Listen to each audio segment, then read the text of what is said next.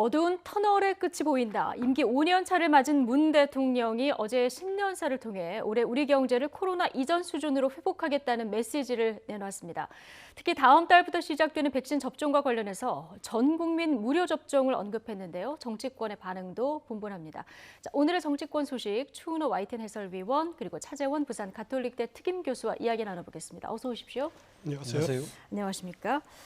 자, 어제 400명대에 이어서 오늘 코로나19 신규 확진자 수가 537명입니다. 1000명대 수치가 나오다가 어제 오는 이제 400~500명대 수치가 나오는 건데요. 이 수치 말고도 지금 양성률이라든가 그 감염 재생산 지수 모두 지금 1 이하로 떨어져서 좀 조심스럽게 좀 희망적인 부분이 보입니다. 그렇습니다. 그래서 이제 3차 대유행이 감소세로 접어든 것은 이렇게 전환한 것은 명백한 것 같아요. 그래서 방역 당국도 많이 기대를 하고 있는데 특히 눈여겨봐야 될 것이 감염병 재생산 지수가 0.88로 떨어졌다는 겁니다. 예. 그러니까 한 사람이 감염시킬 수 있는 인원수. 그렇죠. 네, 그러니까 이제 점차 이 추세가 지속이 된다라면은 점차 이 감소세가 지속될 수 있다라고 방역 당국은 기대를 하는 거죠. 하지만 이제 여기서 지적할 것이 지난 한파가 아주 지독하지 않았습니까? 예. 그때 임시선별진료소 운영 시간을 좀 줄였기 때문에 아무래도 그런 여파 또 휴일에 지금 검사가 줄어든 거 뭐 그런 요인도 있지 않을까라는 생각은 들고요. 그래서 아직은 안심할 수 있는 단계는 아니다. 예. 아직 숨은 감염원이 지금 전체 발생 환자의 한 26%나 됩니다. 그렇기 때문에 어디로 번질 줄 모르고 또 겨울이라는 계절적 요인은 뭐 여전한 거고요. 그래서 밀폐된 환경은 계속되고 있고 또 아직까지 요양병원이나 이런 데 감염은 계속되고 있습니다. 그래서 그렇죠. 아직까지 안심할 단계는 아니고 계속 경계할 단계인 것만큼은 분명한 것 같습니다. 예, 방역 당국도 그래서 조심스럽게 그 감소세로 판단은 하고 있지만 경계를 늦추지 말아야 된다 이 얘기를 계속 하고 있는데요. 상황을 좀 지켜봐야 될 텐데요. 언제쯤 마스크를 벗고 일상으로 돌아갈 수 있을지 지금으로서는 백신과 치료제에 관심이 모아질 수밖에 없는 이런 상황입니다. 문재인 대통령 어제 신년사에서 전 국민이 무료로 코로나19 백신을 접종할 수 있도록 하겠다는 약속을 내놓기도 했는데요. 자, 문재인 대통령 발언 다시 들어보시죠. 다음 달이면 백신 접종을 시작할 수 있습니다. 우선순위에 따라 순서대로 전 국민이 무료로 접종받을 수 있도록 하겠습니다. 우리 기업이 개발한 치료제의 심사도 진행 중입니다. 안전성의 검사와 허가, 사용과 효과에 이르기까지 전 과정을 투명하게 공개하겠습니다. 자체적인 백신 개발도 계속 독려할 것입니다. 네. 자, 문재인 대통령 어제 신년사 보면은 정치적 메시지보다는 이 코로나 방역이나 경제 민생 부분에 좀 초점이 맞춰졌는데 백신 얘기도 있었습니다. 그 전 국민 무료 접종 얘기를 대통령이 어제 했는데요. 한 달 전만 해도 이제 필수 인력의 접종비만 정부가 부담한다 이런 입장에서 이제 전 국민한테 무료로 접종한다 이렇게 바뀐 거예요. 그렇죠. 뭐 지금 코로나19 사태 때문에 지금 국가 경제적으로 치명적인 지금 타격을 입고 있지 않습니까? 그렇기 때문에 이 부분을 극복하기 위해서는 전체적인 집단 면역이 이루어져야 된다. 그렇다고 한다면 어느 국민은 되고 어느 국민은 안 되고 하는 것이 아니라 국가가 책임지고 국민의 생명을 책임진다는 차원. 그리고 또 민생 경제를 회복하기 위해서라도 집단 면역이 빨리 그러니까 지금 만들어져야 된다는 그러한 차원에서 아마 지금 약제비까지 포함해서 아마 지금 이게 무료로 이야기를 하는 것이 아닐까 생각이 드는데요. 저는 또 그건 측면도 있지만 또 다른 측면을 또 우리가 주목할 필요가 있다. 뭐냐면 일종의 그 백신의 접종에 대해서 국가의 주도권을 확보하려는 그러한 아마 포석도 깔려 있는 것이 아닐까 생각이 듭니다. 아시다시피 지금 시중에 나와 있는 지금 전 세계적으로 지금 개발되고 있는 백신이 한 3종류가 되지 않습니까? 그런데 이 종류가 이 지금 개발의 방식, 보관, 또 지금 배송의 방식 뿐만 아니라 효능에 대해서도 지금 여러 가지 이야기들이 나오고 있는 상황이거든요. 그렇기 때문에 만약에 이걸 갖다가 지금 시장에다가 맡기는 경우에는 그러면 나는 이 특정 이 제품만 맞겠다고 나올 경우 이런 경우는 상당히 혼선이 생길 수밖에 없지 않습니까? 지금 일단 선택할 수는 없는 거죠. 그러니까 국가가 지금 이 백신에 대해서 무료를 만약에 한다고 한다면 예. 국가가 주도권을 쥐고 상당히 질서 있는 접종을 할 수 있는 권한이 생긴다는 것이죠. 그거는 그런 측면에서 본다고 한다면 이 지금 백신의 접종의 효율성 그리고 또 백신의 또 이 신뢰도를 높이기 위한 하나의 수단을 위해서라도 국가가 무료로 제공하겠다는 그러한 방식으로 접근할 수밖에 없었던 것이 아닐까 생각이 듭니다. 예, 주도권, 백신을 접종하는 주도권을 국가가 주려는 이런 포석이 있지 않을까 이렇게 분석을 해주셨는데요. 지금 정부는 일단 예전에는 백신 물량이 충분한가 이 논란이 있었는데요. 그렇습니다. 지금 추가 노력까지 해서 백신 그 공급 확보에는 충분하다 이렇게 보는 것 같습니다. 지금 우리 정부가 밝히고 있는 백신 확보량은 5,600만 예. 명분입니다. 여기 오늘 정세균 총리 이야기를 들어보니까 또 다른 플랫폼을 통해서 백신 추가 도입 상당히 지금 진척이 있다. 조만간 발표하겠다라고 하니까 아마 더 늘어날 겁니다.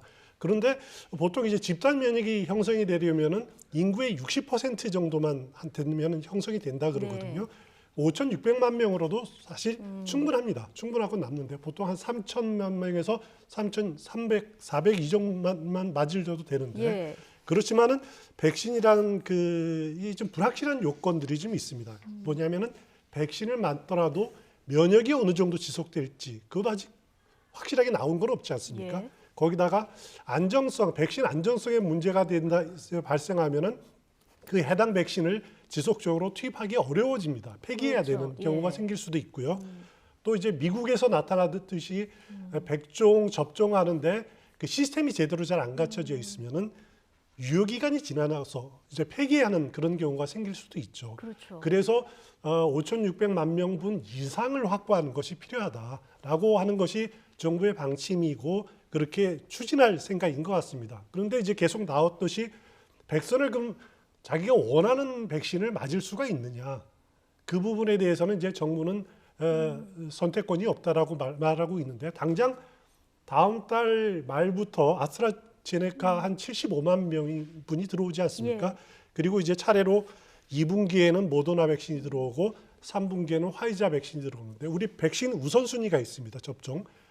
그 확보되는 백신대로 우선순위에 맞게 이렇게 예. 접종을 할 예정이기 때문에 예. 내가 선택할 수 있는 그 기준은 없다라고 예. 이렇게 보시면 될 것 같습니다. 예, 백신 추가 도입 노력에 상당한 진전이 있다. 오늘 정세균 총리가 이런 얘기도 했는데 우선 접종 대상자 지금 말씀을 하셨으니까 좀 구체적인 기준이 어제 그 예. 방역 당국에서 나왔는데요. 굉장히 많이 늘어났습니다. 맞습니다. 지금 그러니까 정부가 우선 접종 대상자로 분류했던 사람들은 익히 알려져 있다시피 의료기관 종사자 그리고 집단 시설에 생활하거나 또 거기 종사하는 직원들 그리고 62세 이상의 노령자들인데 이 65세의 기준을 좀 더 넓혔어요. 네. 그래서 지금 그러니까 이 고령자의 기준을 50세까지 대폭 낮췄다는 겁니다. 그렇기 때문에 네. 이 지금 그러니까 이 우선 접종 대상에 50세 이상도 이제 포함됐다는 것이고요. 네. 또 이 밖에도 기저질환자 그리고 코로나19 대응 이 요원들 뭐 이 소방관들이라든지 또 현장에 지금 있는 그런 분들 그리고 또 교정시설의 수감자나 직원들까지 이 포함해서 이분들이 지금 우선 접종 대상자고요. 그래서 그러니까 19세에서 49세에 해당되는 약간 좀 후순위에 계신 분들은 아마 빨라도 이게 그러니까 지금 올해 한 가을쯤에 예상되지 않을까. 그렇지만 아동 청소년가- 독감이 예. 그러니까 유행되기 직전에는 전 국민들이 다 맞도록 한다. 그러나 단 하나 조건이 딱 달린 것이 소아청소년들 같은 경우 아직 백신의 그 효능에 대해서 여러 부작용이 우려가 되는 측면이 있기 때문에 소아청소년 부분을 좀 더 지켜보고 난 뒤에 추후 접종 여부를 아마 결정할 것으로 알려지고 있습니다. 아, 그렇군요. 어쨌든 우선 접종 대상자 폭도 뭐 50대까지 네. 늘어났고요. 그리고 백신 확보 노력도 계속 하고 있다고 하니까 이 부분 좀 국민들이 희망을 갖고 있는 이런 상황인데요. 그런데 이 코로나로 벌어진 경제 양극화 언제쯤 좁혀질 수 있을지는 미지수입니다. 어제 대통령 신년사에도 격차를 줄이는 위기 극복에 대한 내용이 곳곳에 들어 있었습니다. 이런 가운데 더불어민주당 이낙연 대표가 이공유제란 또 다른 화두를 던졌는데요. 이낙연 대표 발언 그리고 정의당 이야기까지 같이 듣고 이야기 이어가겠습니다. 코로나는 고통이지만 코로나로 호황을 누리는 적도 있습니다. 유럽은 코로나 호황계층을 코로나 성자로 부르며 사회적 책임을 요구하고 있습니다. 코로나로 많은 이득을 얻는 계층이나 업종이 코로나 이익의 일부를 사회에 기여해 피해가 큰 쪽을 돕는 다양한 방식을 우리 사회도 논의할 만하다고 생각합니다. 일부 선진 외국이 도입한 코로나 이익 공유제를 강제하기보다는 자발적 참여를 유도하며 도입하는 방안을 코로나 이익 공유제가 이런 현실을 타개하기 위한 제안이라는 점에서 환영합니다. 다만 이낙연 대표가 코로나 이익 공유제를 민간의 자발적 참여를 유도하는 방식으로 검토하자는 제안은 지나치게 감상적이고 안이합니다. 코로나 승자에게 합당한 사회 연대세를 부과하고 이를 재원으로 사회 안전망을 구조적이고 제도적으로 구축해야 합니다. 네, 정의당 얘기까지 같이 듣고 왔는데요. 자, 이낙연 대표, 그러니까 코로나19 상황에서 의외로 또 많은 이익을 본 기업이나 계층이 있을 텐데 이 이익을 내놓아서 피해가 큰 쪽을 돕자. 자, 이걸 우리 사회도 논의하자 이런 화두를 던졌는데요. 그렇습니다. 이낙연 대표가 얘기한 거는 일단 자발적인 이런 방법에 한정되는 겁니까? 그렇습니다. 노블레스 오블리주를 실현을 하자. 코로나19로 우리 사회가 양극화 현상이 더 심해지고 그렇기 때문에 이거를 통합과 연대로서 한번 극복하자. 이 위기를 극복하자라고 하는 제가 보기에는 아주 선의로 접근을 한 거라고 생각을 합니다. 그러면 이제 어떻게 그 참여를 유도할 것이냐. 코로나19로에도 불구하고 이익을 본 기업들이 있습니다. 오히려 이거 장사가 더 잘 된 기업들도 있는데 또 이익이 더 늘어난 소득이 늘어난 고소득층도 있을 수 있고요. 그 사람들의 이익의 일부를 공유해서 소상공인이라든가 아주 피해 업종, 피해 보는 분들에게 이렇게 이제 주도록 하자. 정부 재정으로는 한계가 있으니까 이렇게 좀 이런 분위기를 만들자. 예. 하지만은 그 과정이 뭐 증세를 한다든가 법을 만들어서 강제로 할 수는 없으니까 자발적인 참여를 이끌어내자. 자발적인 참여는 어떻게 이끌어내느냐. 세제 혜택을 준다든지 금융 지원을 해서 자발적인 혜택을 이끌어가자라고 하는 그런 의도입니다. 예. 하지만 우리가 기억할 것이 1차 재난지원금 때 보편적으로 이렇게 지급하지 않았습니까? 그때 이제 기부 문화를 확산하자라고 해서 안 받으면은 자연적으로 기부하게 된다라고 했었죠. 네. 그때 참여율이 제가 기억으로는 0.19% 정도밖에 안 됐습니다. 1%가 안 됐었죠. 네, 0.2%도 안 됐습니다. 지난 외환위기 때 자발적인 금모으기 기부 운동 이런 것을 기대했지만은 현실적으로는 나타나지 않았거든요. 예. 그렇기 때문에 한계가 있다라는 것이 이제 정의당이 주장하는 것이 그래서 강제하자라고 하는 것이 정의당의 주장인 것 같습니다. 근데 민주당은 이미 TF도 구성을 한다고 하고 본격적으로 추진할 방침인 것 같습니다. 일단 문 대통령도 신년사에서 밝힌 것이 코로나로 더 깊어지는 격차를 줄이기 위해서 포용적 회복을 이루는 것이 필요하다라고 포용적 회복이라는 화두를 올해 국정 기조로 이렇게 제시를 하지 않았습니까? 예. 아마 이낙연 대표의 이익공유제도 문 대통령의 신년사하고 이렇게 맥을 같이 한다라는 거 보시면 될 것 같고요. 그래서 민주당은 이를 구체화하기 위해서 어떤 그 세제 혜택을 줄 것인지, 어떤 금융 지원을 줄 것인지부터 시작해서 또 대상은 어떻게 할 것인지 그런 부분들을 이렇게 마련하는 그런 작업에 곧 착수할 것 같습니다. 예, 정의당에서는 일단 환영. 그런데 이제 자발적 참여 가지고는 네. 부족하다. 네. 이게 이른바 코로나 승자들에게 사회 연대세를 부과해야 된다는 얘기까지 나온 상황입니다. 네. 국민의힘에서는 이게 반시장적 발상이다 이렇게 비판이 바로 나왔는데요. 어떻게 저는 보십니까? 정의당에서 이야기한 사회연대세 예. 차원에서의 그런 접근 방식이 저는 조금 더 옳지 않나 하는 생각이 듭니다. 앞서 말씀하신 것처럼 상당히 이렇게 기업들의 선의에 맡기는 그 차원으로 가서는 저는 상당히 좀 여러 가지 문제들이 있을 수가 있다는 겁니다. 예. 앞서 말씀하신 것처럼 과연 얼마만큼 이익이 기준이 되느냐. 이 기업 스스로가 판단하기가 쉽지 않지 않습니까? 그리고 또 하나는 아마 국내 기업과 이 세계적 글로벌 기업 간의 형평성 차이도 분명히 있을 겁니다. 예를 들면 지금 사실 이 코로나19 사태로 해서 온택 시대를 통해서 상당히 이익을 많이 본 업체들 같은 경우는 미국에 있는 빅테크 기업들 아니겠습니까? 애플, 구글, 뭐 또 넷플릭스 같은 그런 업체들인데 그런 업체들이 과연 대한민국의 이런 어려움에 동참하겠습니까? 예. 사실상 그런 기업들이 엄청난 이익을 갖고 갔는데 그런 기업들은 빠지고 결국 국내에 있는 기업들만 기여를 한다? 이건 저는 좀 행평이 맞지 않다. 그렇다고 한다면 특정한 기준을 설정을 해서 그걸 갖다가 조금 강제할 필요가 있지 않느냐. 단 이거는 진짜 한시적으로만 예. 이렇게 지금 해서 이 코로나 위기 탈출을 위해서 그러니까 이 같이 국민의 그 공감을 모으는 그런 방식을 통해서 한다고 한다면 저는 충분히 가능하지 않을까 하는 생각이 들어요. 강제하지 않으면 실효성이 있기 없어진다는 어렵다. 거죠. 예. 그리고 또 저는 이 지금 국민의힘 쪽에서 이것이 사회주의 발상이라고 이야기하는 것 자체는 물론 기준이 있기 때문에 상당히 어떻게 보면 정권의 자의적인 또 그리고 기업들의 그러니까 정권에 대한 줄서기 그런 측면에서 본다고 한다면 상당히 부작용이 있다. 그런 측면에서 또 더 나아가서는 국가가 너무 지나치게 개입하는 것이 아닐까. 그런 차원에서 사회주의라는 이야기를 할 수는 있다고는 봅니다만 그러나 저는 조금 그런 표현 자체도 상당히 조금 신중할 필요가 있지 않나. 분명한 것은 코로나19로 인해서 분명히 손해본 피해를 보고 있는 계층들이 있지 않습니까? 그리고 또 예. 상대적으로 많은 또 이익을 본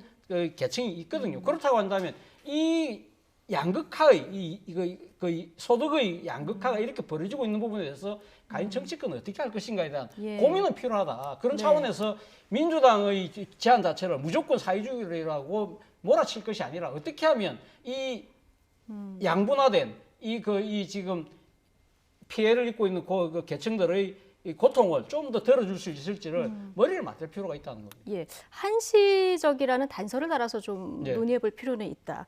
예, 함께 손잡고 위기를 극복하는 데 대해서는 뭐 이견이 없습니다만 방법이 지금 다른데 정치권에서 논의가 시작됐으니까 좀 생산적인 결론이 나왔으면 좋겠다 이런 바람이 있고요. 자, 이번에는 석 달도 안 남은 서울시장 재보궐선거 관련 이야기로 좀 넘어가겠습니다. 자, 안철수 국민의당 대표와의 통합을 둘러싸고 지금 국민의힘 내부에서 신경전이 굉장히 치열한 그렇습니다. 상황입니다. 오세훈 전 시장 조건부 출마 선언 내놓지 않았습니까? 그리고 공천관리위원장인 정진석 의원은 이제 합당 이야기까지 거론하다 보니까 이제 보도에서 김종인 위원장이 크게 화를 냈다 이런 보도도 나왔어요. 아마 제일 화를 냈던 부분들이 정진석 공천관리위원장이 선통합, 후단일화 이런 모델을 제시한 부분에 대해서 제일 화를 냈을 겁니다. 예. 왜냐하면 공천관리위원장이라는 자리가 당내 경선을 책임지고 하는 자리 아닙니까? 아주 공적이고 이제 객관적이 있어야 되는 자리인데 네. 왜 다른 당 사람들, 우리 당 사람이 아닌 안철수 대표 이야기를 끄집어내서 자꾸 이야기를 하느냐라는 부분에 예. 대해서 김정인 비대위원장이 화를 많이 냈을 가능성이 높은데 정진석 공천관리위원장의 입장은 이겁니다. 우리 실사구시로 한번 접근을 하자. 그러니까 SNS 올린 걸 보니까 까마귀가 꿩을 잡아도 꿩 잡는 게 매다. 하여튼 예. 그 선거에서 승리하면 된다. 네. 승리하는 게 정의 아니냐. 과거 여기서 중국의 까마귀는 그럼 안철수 대표입니까?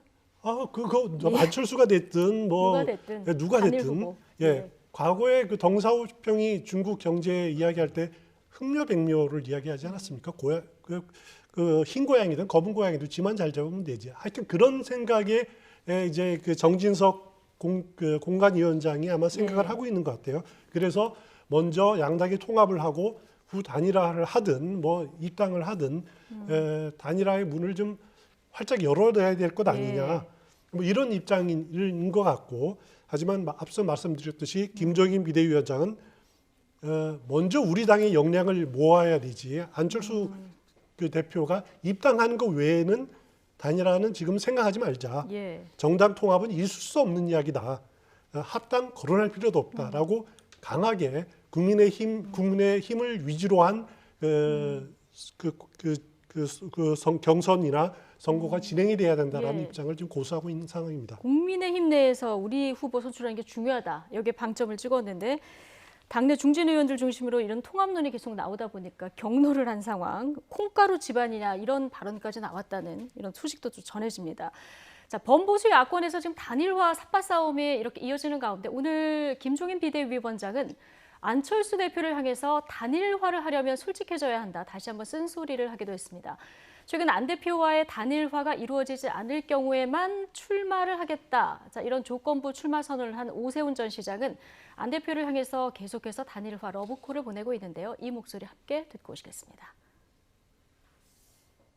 그거에 대해서 더 이상 거론하고 싶지도 않은 사람이지만 예. 단일화를 하려면 솔직해져야 돼요. 왜냐면 나로 단일화 해달라는 요구를 하면 안 돼. 그 누가 자기 단일 후보를 만들어주지도 않았는데 스스로가 단일 후보라고 얘기를 한 거 아니에요. 그 양반은 정신적으로 자기가 유일한 야당 단일 후보라고 하는 생각을 하고 있는 거라고. 그거는 또 제가 정치 상식으로 봐서 그건 또 제 말도 안 되는 소리고.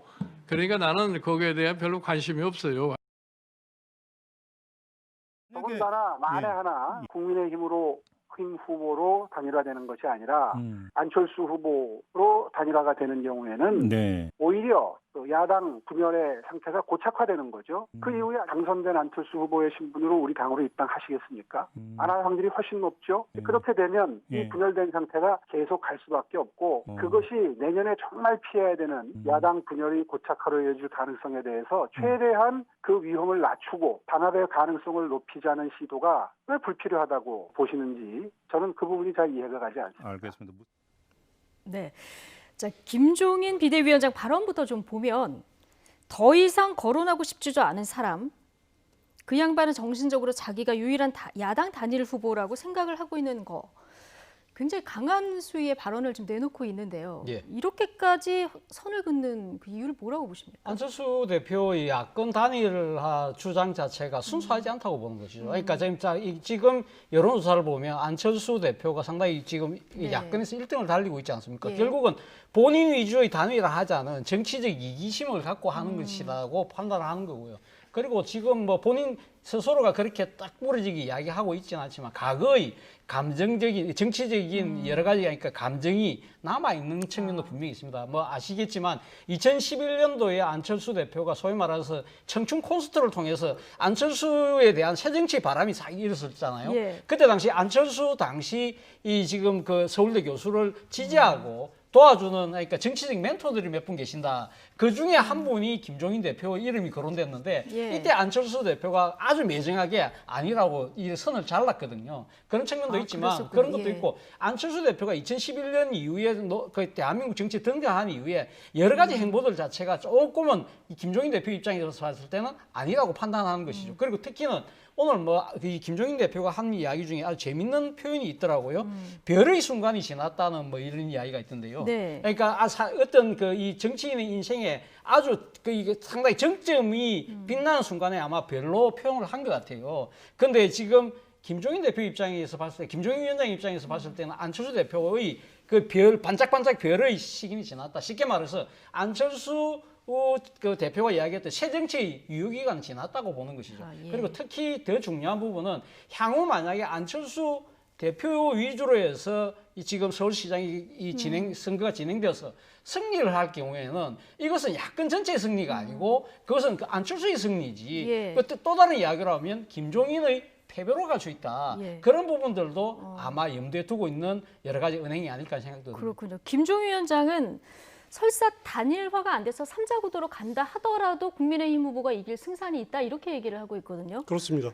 근데 안철수 대표 지지율이 지금 만만치 않는 이런 상황입니다. 개인 지지율 넘어서 지금 당 지지율도 서울만 보면 좀 올라가고 있는 이런 상황이죠. 그러니까 이제 이게 좀 양쪽에서 주장할 수 있는 근거입니다. 안철수 대표는 안철수 대표대로 이렇게 여론조사에 보면 자신이 1위로 나오니까 예. 그 기세를 계속 밀고 나가고 싶고 그걸 가지고 가장 강력한 무기로 이렇게 펼치고 있는 건데 국민의힘 입장에서 보면은 최근 이제 그 리얼미터 조사 같은 데를 보면은 민주당보다 사실 서울 같은 경우에 높게 나온 경우도 있거든요. 예. 그렇기 때문에 우리 정당 지지도가 이렇게 높아지니까 한번 해볼 만한 것 아니냐. 그리고 김종인 비대위원장 경우는 예. 설사 3자 구도로 가도 우리가 승산이 있다, 이길 수 있다라고 이렇게 주장을 하고 있습니다. 그러면서 가장 근거로 내세우는 것이 지난 1995년 부활된 그 지방선거위에서 이제 그 서울시장 선거가 치러졌었죠. 그때 그 당시에 민주당의 조순 후보가 당선된 사례를 듭니다. 조순 후보가 그 민자당의 정원식 무소속의 박찬종 후보를 이기고 된 거. 처음에는 정치 신인이었고 예. 그렇기 때문에 아주 박찬종 후보에 대해서 아주 뒤졌지만은 결국은 새로운 바람으로 그 정치 시지만 극복하지 않았느냐. 그 케이스를 많이 내세웁니다. 예. 하지만 여기서 꼭 그 염두에 둘 문제가 있는데요. 뭐 조순 당시 후보 아주 뛰어난 후보였던 건 사실이지만 당내 경선에서도 뭐 조세영, 홍사덕, 이철 후보 같은 분들을 꺾고 이긴 건 사실이지만 예. 어떻게 해서 조순 후보가 당시 민주당의 후보로 됐느냐? 예. 그 당시에 정계 은퇴 있었지만 그 정계 2달 뒤 복귀를 합니다만 김대중 전 총재의 강력한 지원이 있었다. 아, 그 당시에 상황이 좀 다르다 그때. 총재는 이기택 총재였을 거지만은 예. 하지만은 그 물밑에서 김대중 전 총재와 그 동교동계에 적극적인 지원이 있었기 때문에 가능한데 과연 김종인 비대위원장이 그 정도의 당내 영향력을 가지고 있느냐? 저는 아니라고 보고요. 네. 그리고 또 하나가 문제 뭐냐면은 박찬정 후보 졌었죠 그 당시에. 하지만 그 이듬해 김영삼 당시 대통령은 그 박찬정 당시 후보를 영입을 해서 신한국당에 합류를 시키죠. 그래서 총선에서 승리를 하는데 그건 YS는 YS 나름대로 유연함을 발휘한 거죠. 예. 김종인 위원장이 YS만한 유연성을 발휘하는 정치인인가라는 문제를 김종인 비대위원장은 한번 고려를 해봐야 된다라는 예. 점을 지적하고 싶습니다. 그 김종인 비대위원장은 조순 후보 같은 어떤 깜짝 카드가 통할 가능성 이걸 염두에 두고 있을 수도 있는데요. 지금 외부에서 수혈하려는 시도를 몇 번 하는 것 같은 그런 보도들이 나오지 않았습니까? 지금 또 염두에 두고 있는 뭐 후보가 좀 있습니까? 사실 김종인 그 비대위원장이 본인이 취임하고 난 뒤에 했던 이야기가 예. 이 좀 경제를 아는 40대를 아마 유력한 후보로 이렇게 네. 그러니까 자격으로 이야기를 했지 않습니까? 근데 그렇게 이야기한 적이 그게 지금 벌써 몇 달이 지났습니다. 그 아직까지 그러니까 구체적인 실체가 드러나지 않는다는 이야기는 아직 적합한 후보가 없다는 이야기일 수도 있다는 겁니다. 예. 지금 사실은 지금 이 4월 7일 선거이기 때문에요. 선거가 그렇게 많이 남아 있지 않거든요. 시간이 남아 있지 않기 때문에 정치 신인들 같은 경우는 그 인지도를 어떻게 확보할 것이냐, 그게 결코 예. 쉽지 않은 상황입니다. 그렇기 때문에 저는 뭐 김종인 대표가 이 지금 외부에서 영입해 온다는 것 자체가 사실은 쉽지 않다. 설사 영입을 한다 하더라도 예. 그 파괴력이 상당히 약할 경우에는 오히려 김종인 그러니까 위원장 스스로의 정치 위상을 깎아내릴 수도 있다는 겁니다. 예. 경쟁력 있는 후보를 깜짝 영입한다고 해도요. 만약에 그렇다고 했을 때 3자 구도로 치러졌을 때 단일화가 보수 쪽에서 실패했을 경우에 김종인 대표 말대로 그래도 승산이 있다고 보십니까? 저도 아까 주원호 의원께서 말씀하신 대로 저는 뭐 3자 구도 내에서 쉽게 승리하기는 어렵지 않을까 하는 생각이 듭니다. 사실 이 지금 이번 선거 자체가 보궐선거거든요. 보궐선거는 아무래도 투표율이 낮습니다. 그 중에서도 특히 중도층의 투표율은 더 낮거든요. 예. 그렇다고 한다면 중도층까지 끌어들일 수 있는 상황을 만들어야 되는데 그 상황이 아니고 3자 구도로 갈 경우에는 아마 중도층 입장에서는 승리 가능성이 낮다고 생각하면 아예 투표에 안 나올 가능성이 높다. 그렇다고 한다면 쉽지 않다는 것이고 앞서 뭐 95년도 상황을 충분히 이야기하셨습니다만 제가 생각했을 때 김정인 대표는 자기의 권력을 만들어낼 수 있는 인물로 우리는 아직까지 보지 않고 있다는 거죠. 당시 김대중 총재 같은 경우는 진짜 대한민국의 새로운 정권 교체를 위한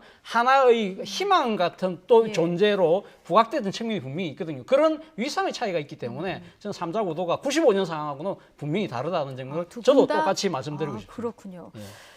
자, 안철수 대표 얘기는 이렇습니다. 국민의힘에 입당을 하면 민주당도 싫고 국민의힘도 싫다는 사람들이 표를 가져올 수 없다. 그래서 국민의힘에 입당하는 게 좀 신중할 수밖에 없다. 이런 입장인 거고요. 이제 오세훈 시장 아까 얘기 들어봤지만 국민의힘 후보가 아니고 그냥 안철수 후보로 단일화가 됐을 경우에는 이게 야권 분열화가 시작이 되는 거고 그러면 대선까지 영향을 미칠 수 있다. 이런 얘기 아니겠습니까? 이 두 사람 분석 어디에 더 무게를 두고 계십니까?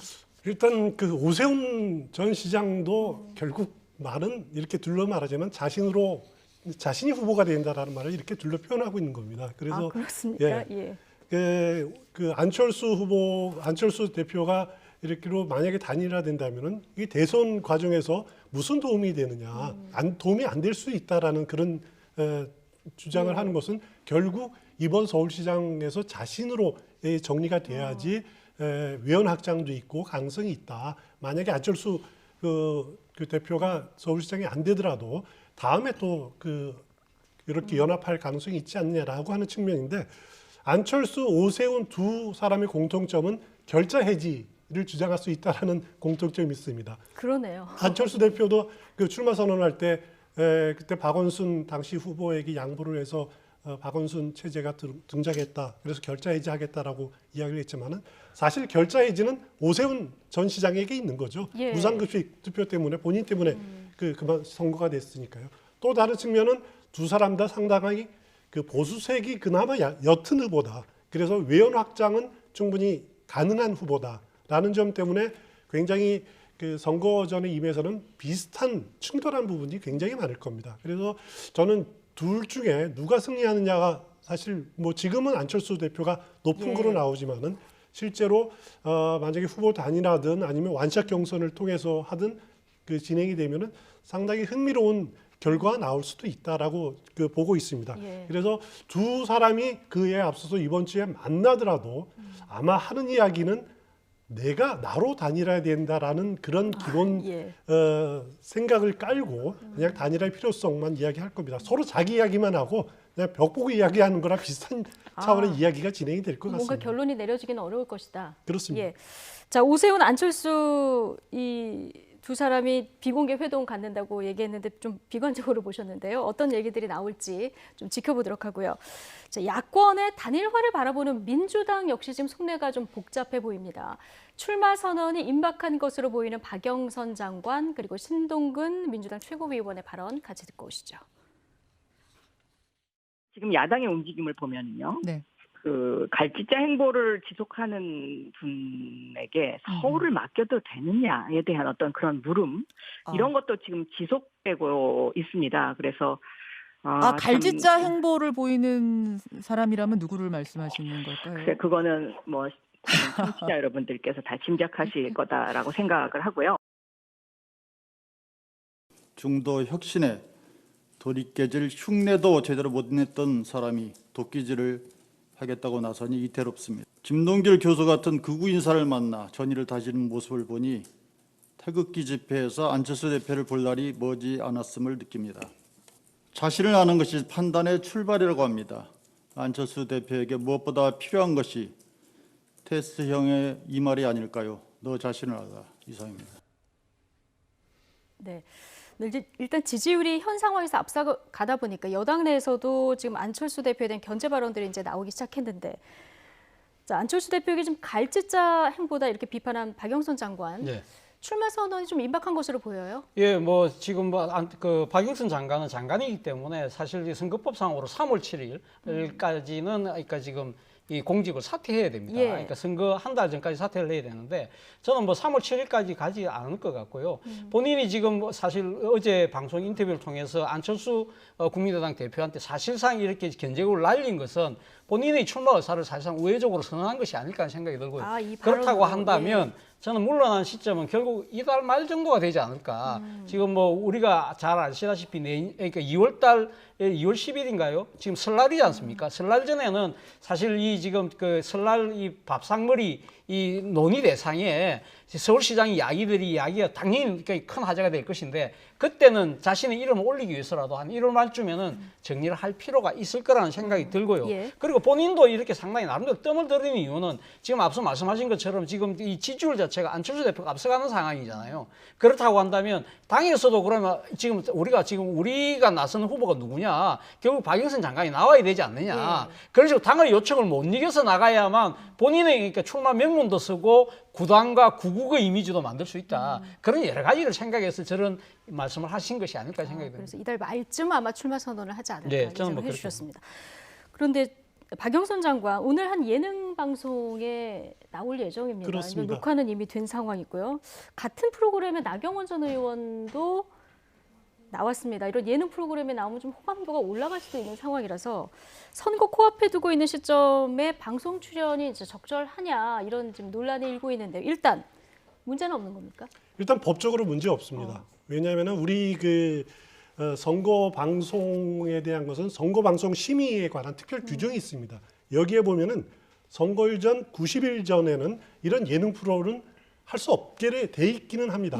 지금은 이제 선거 90일 넘었기 때문에 지금 뭐 80 며칠 아닙니까? 그렇죠. 이 조항에 따르면은 출연하면 안 되는 거죠. 하지만 이 조항에 따르면 안 되는데. 하지만 우리 선거방송심의 이거를 다루는 선거방송심의위원회가 언제 그 구성이 되느냐 아직 네. 구성이 안 돼 있습니다. 아, 왜냐하면 네. 우리 공직선거법에 보면은 임기 만료에 의한 선거는 선거방송심의위원회가 선거일 전 시도지사 경우는 120일 전에 구성이 돼서 이렇게 선거방송심의 예. 여부를 봅니다. 하지만 보궐선거 경우에는 60일 전에 구성이 됩니다. 아, 그렇군요. 그러니까 그래서 아직 구성이 안 됐군요. 아직 구성조차도 안 돼 있기 때문에 네. 이것이 선거방송심의를 위반한다라고 판단할 주체가 없다라는 거죠. 그렇기 때문에 앞으로 한 20여일 동안은 이렇게 출연을 해도 법적으로 문제는 없을 겁니다. 단 우상호 의원 경우에는 굉장히 그러면 그 손해를 많이 보는 거죠. 예. 그래서 본인은 인터뷰한 걸 보니까 나도 지상파 예능 방송에 이렇게 출연해달라고 제의를 받았지만은 그래도 이건 공정하지 않은 것 같아서 예. 거절했다. 이 두 사람이 출연한 거에 대해서는 이거는 추후에라도 한번 공정성의 문제가 있기 때문에 한번 제도적인 문제를 검토할 필요가 있다라고 이렇게 지적을 하고 있는 그런 상황입니다. 그렇군요. 우상호 의원은 여성 가산점제도 유지가 돼서 이래저래 조금 억울한 측면도 있을 것 같은 생각도 드는데, 자, 앞서 신동근 의원, 안철수 대표의 최근 그 보폭이 넓어진 행보에 네. 대해서 또 비판하는 목소리도 듣고 왔습니다. 안철수 대표 최근 김동길 연세대 명예교수 보수 인사죠. 그리고 홍준표 대표와도 어제 뭐 우연인 듯 아닌 듯한 네. 이런 만남을 가졌어요. 뭐 지금 안철수 대표의 행보를 보면 과거 이 뭐 광고식 표현을 쓰면 이렇게 좀 표현할 수 있지 않을까 생각이 드는데요. 네. 우리 철수가 달라졌어요. 아, 예. 정도가 될 것 같아요. 지금 사실 안철수 대표는 어떻게 보면 정치를 하시는 분들의 입장에서 봤을 때 상당히 조금 상대적으로 소극적이고 뭔가 좀 수동적인 그런 이미지, 그리고 상당히 좀 신중한 이미지를 보였는데 예. 지금 야권의 그 후보 단일화를 먼저 선제적으로 제의하고 그리고 김종인 위원장을 새 인사자 찾아가고 또 그러고 끝나고 난 뒤에 그걸 갖다가 또 언론에 어떤 식으로든 또 이렇게 활용을 해서 자신이 뉴스의 초점이 되고 그리고 말씀하신 것처럼 홍준표 대표에서 김동길 교수까지 완전히 강폭 행보를 예. 하고 있다는 것이죠. 이런 것들은 과거의 이 안철수 대표의 모습과는 상당히 지금 많이 달라졌다는 겁니다. 그런데 문제는 뭐 이 밝은 측면이 있다고 한다면 또 어두운 측면도 있겠죠. 예를 들면 지금 너무 지나치게 언론 플레이하는 거 아니냐? 이런 이야기도 주는 거고, 또 하나는 홍준표 대표에서 김동길 교수까지 그 왔다 갔다 그러니까 그까지 강폭 행보라는 그 차원이 어떻게 보면 거꾸로 이야기하면 그럼 도대체 정체성이 뭘까? 라는 예. 이야기도 될 수 있다는 거죠. 더 중요한 것은 지금 안철수 대표는 대권 행보를 하는 게 아니잖아요. 네. 지금 서울시장을 노리고 있고 서울시장이라고 한다면 과연 서울이 지금 위기에 닥쳐 있는데 이걸 어떻게 극복하고 앞으로 서울을 어떤 식으로 바꿀 것인가는 미래 비전에 대한 구상 이런 부분들에 대해서 이 시민들에게 조금 다가가는 모습이 보여야 되는데 상대적으로 그 부분은 조금 빛이 발해 있다. 이런 측면들이 상당히 안타까운 대목으로 지적될 수 있겠다는 겁니다. 예. 어제 홍준표 의원과의 만남은 이제 뭐 약속 안 하고 만났다 이렇게 얘기를 하고 있는데 정말 우연히 만난 걸까요? 어떻게 보십니까? 그럴 우연이 생길 수가 없겠죠. 없겠다 단언을 하시는 거예요. 새 인사차 아무래도 조계정 종정 진재스님 만나러 가는 거기에서 우연히 만나서 1시간 동안 덕담 나눴다고 하는데 네. 그 우연은 아닐 것 같고요. 예. 이것 말고도 지금 다른 보도 보니까 지난달에도 안철수, 홍준표 두 분이 한 차례 만나서 식사를 했다. 그래서 그 자리에서 안철수 대표가 서울시장 출마 의사를 밝혔고, 그리고 홍준표 대표가 먼저 권했고 안철수 대표가 아주 나가겠다. 그래서 새 모으자라고 그 이야기를 했다라고 하는 그런 모으자. 보도도 있습니다. 예. 그리고 뭐 확인은 안 된 이야기지만은 그런 걸 보면은 하여튼 두 사람의 지금 서울시장 선거 관련해서는 의기가 투합했다. 안철수 대표로서는 국민의힘과의 단일화 경쟁 어차피를 해야 되는 거고, 홍준표 대표로서는 이제 국민의힘에 어떤 식으로든지 입당을 해서 자기 대권을 다시 한번 도전해야 되고 하는 그런 입장 아닙니까? 홍준표 대표는 지금 복당 문제가 잘 해결이 안 되고 해결이 있는데 안 되기 때문에 선거까지는 얘기 안 하겠다 했죠. 그렇죠. 그렇지만은 이제 그래도 서울시장 선거가 마치고 나서 자연스럽게 대선 과정에 접어들 때 홍준표 의원의 복당 문제가 거론이 될 수밖에 없을 예. 거고요. 아마 기회가 있을 가능성이 높다고 보는데 그런 공동의 어떻게 보면 국민의 힘을 어떻게 다뤄야 되는 그런 공동의 목표, 공동의 과제가 있고 또 공동의 적이라고 할 수 있는 문재인 정부를 이기고 그다음에 서울시장 또 대통령 선거를 승리해야 된다라고 하는 공통의 목표가 있기 때문에 지금 단계에서는 의기투합하는 모습을 보이고 있습니다. 하지만 이 의기투합이 어느 정도까지 지속이 될지는 정치라는 것은 생물이기 때문에 두고 봐야 될 것 같습니다. 예, 안철수 대표의 이런 광폭 행보가 득이 될지 실이 될지 좀 지켜봐야 되겠군요. 자, 오늘의 정치권 소식 추은호 와이텐 해설위원 그리고 차재원 부산 가톨릭대 특임교수 두 분과 이야기 나눠봤습니다. 오늘 고맙습니다.